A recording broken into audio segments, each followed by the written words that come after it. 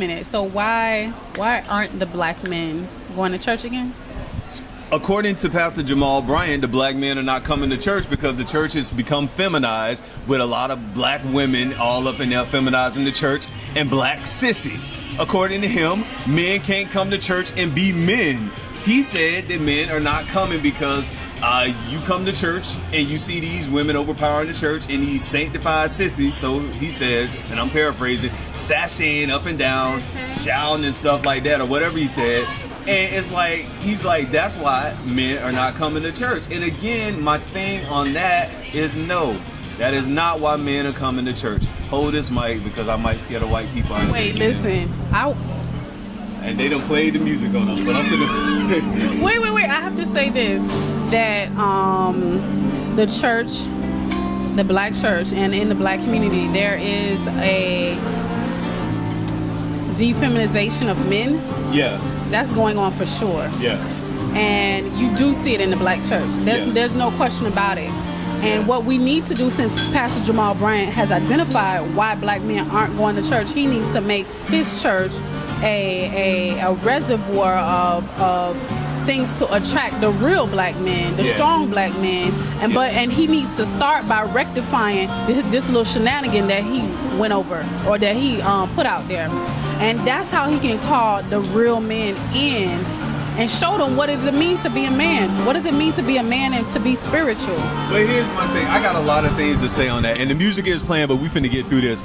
Because he said there's a lot of overpowering women in the church. They feminize the church. They're sanctified sissies, as he stated. But my thing is, those people are there showing their love for God, however they may be, whatever. Come on, man. That's them. I ain't got nothing against that. But my thing is, I do not believe that's why men are not coming to church. Men are not coming to church for number reason, because a lot of women in the church trying to go after the pastor. A lot of women in the church, anything they pastor say do. How you gonna go over what your husband say at home and, oh, my pastor said this, my pastor said that? And a lot of women are doing this. And I mean, you look at his congregation, predominantly black women jumping up and down, oh yeah, that's right, say it, pastor. And then you go home to your husband and want him to be like Jamal Bryant. Well, hey, let's let him be like Jamal Bryant. Is he married? What happened to his wife? I'm serious, let's just be real here. It's like, you cheat on your wife, you have infidelity, and you come and say why black men aren't coming to church? Maybe that's the reason why. What about all these pastors who use their position to get women in the church? I understand one woman was stalking you, 2 women was stalking you, you got 5 women in the church stalking you? Come on, man. Come on. Wait. Men ain't dumb. That's why men aren't coming to church. Then we don't feel like playing. Wait a minute. So you said men not coming to church because all the women are attracted to Jamal Bryant? All the women are attracted to the pastor, not just him. Wait, let me tell you why the women are attracted to the pastor. Because the man at home is not there. So when they see a man that it has... the man ain't home and not there. No. The men at home are not there. Not only are the black men not at church, they're not at home. Oh. No. They're not at home. They're not at home, and they're not at church, and they're not in the community. They're in their own world. They're in their own world. And so why does the black woman see the pastor as something of eligibility? Because he is just that. He's the one man that she knows that has sense and can dress well. Has sense and can dress well? Are you serious? Yes. Think about it. That's the only hero that they have. Through Monday through Saturday, they don't see a man. But women are looking at that man as like a God figure.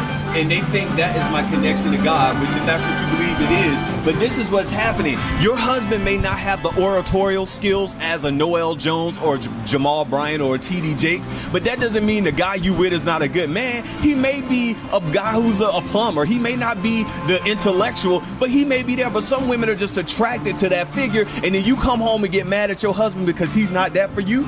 And then he said that's why men are not coming to the church. No, men are coming to church because they don't want to be hoodwinked. We got to pay tithe and offering. I'm down for that, but then we got to pay building funds. Clearly evident that Dawson is a little, on edge with this topic. I'm not here for Jamal Bryant. He is not a Jamal Bryant cheerleader at this moment. But what he's saying, he's saying a lot of different things. He's saying that, the black men aren't at black churches because black men aren't down for the bullshit. They're not down for the okie doke. And there are educators. We're not smart. We there just are don't want to be there because we see the hunt, we see the foolery.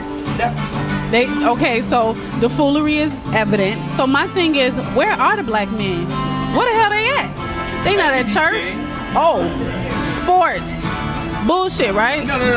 Yes, they're at the Heat game. We're going back to college, making our life better because we understand just being in a certain place, just listening to one person come to church every day, do all this every day is not making our life better. We're doing things to better ourselves in a spiritual sense. That's what a lot of black men are doing. But really, where are they? Oh, I don't know who you're hanging around, but my homeboys, they all going for higher things. When you didn't introduce me?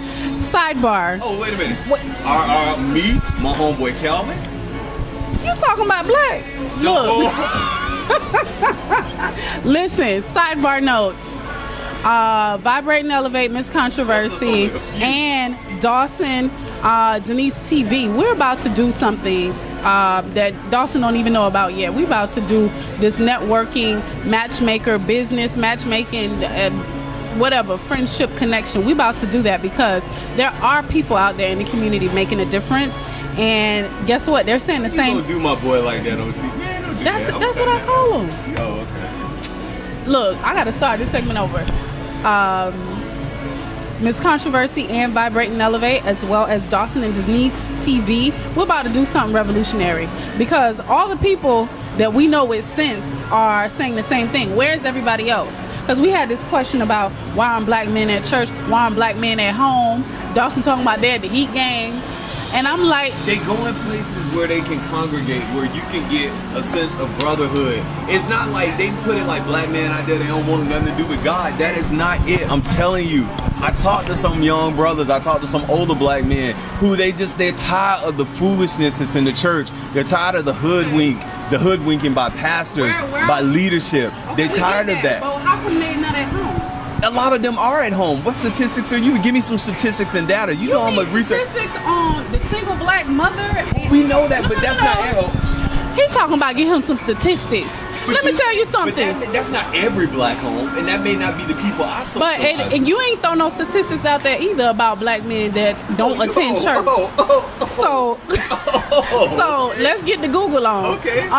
But we both know that what we're saying is relevant. Yeah. That black men aren't at churches and they're not at home. So my whole point is where they at and how can we get them together with other people that would like to support them, that would like to grow with them, that would like to build with them. And that's why I said Dawson and Denise, as well as Vibrate and Elevate, should do something revolutionary to bring together a network. And that's this summer, ASAP. Sorry. Look, I'm sorry if I'm a little just feeling this video because, hey, I'm just, man, for somebody who grew up in church and just looking like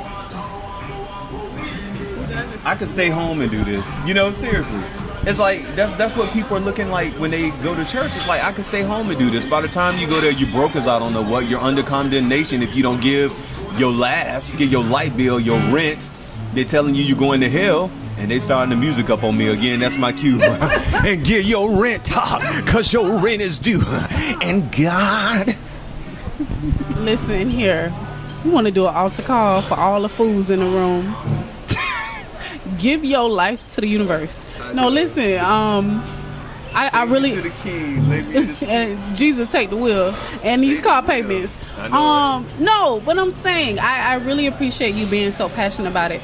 But we can't always be one-sided, especially when we hot about something. I know. I'm not trying to be one-sided. I'm just expressing what a lot of black men are feeling right now. And I'm usually not like this when people watch our videos, but we're sick and we're tired, and it's like a lot of black women are just being suckered by these churches and a lot of black people still. So wait, it's like, what's the solution? What solution do you have? The solution is to study, to show yourself approved. Look at your life from when you started in those churches and see where you have progressed to now. See, not only in a financial sense, I got a breakthrough. Did you get a breakthrough in your health? Are you healthy? Did you get a breakthrough mentally? Are you just jumping and shouting when you go to church? Or that's right. That 7 days a week. That's where breakthrough. God doesn't. The abundant life is not just on Sundays and Tuesdays and Wednesday night. Abundant life. To have abundant life if Jesus is our way shower. Shaking down. Show us how to live. So why aren't we living like that every day? Running over. Sorry. you know, why are we living like that every day? That's my thing is, and when you see people who are getting suckered and hoodwinked in the church, it's like, why bother? Why bother? We should come up with a hoodwink directory. Churches that ain't about nothing. Ain't worrying about nothing. Well, look, they playing that music on us. They listening and they playing that music. They like, okay, we with them until they say this. Then we gonna crank that music up. So you know what? Again, I think Pastor Jamal Bryant, your words are wisdom to enlightenment for those who follow you. So, like I said, what? Wisdom to enlightenment. That's. By the way, can I just throw in on a certain side of the track? These niggas ain't loyal either. I mean, in the context of what, you know, they're using the phrase or the term, use it however you want to. Use it at your will. But I wouldn't use that in the classroom. Just like a pastor should be a little bit more responsible in using certain terms in the pulpit. All right? So we're just urging the congregation to be a little bit more elevated at all costs and don't sink down to certain levels. You understand? All right. Okay, well, that's about it, because Raul Hernandez is over there. I know he's gonna take us in right now. He doing that Hispanic altar call right there. But you know, hey, do what y'all do. This is just our take on it. Thank you for watching Dawson Denise TV along with our Miss Controversy Latoya Bird. Thank you so much. And until peace. Until next time, take care of yourself and each other. Peace.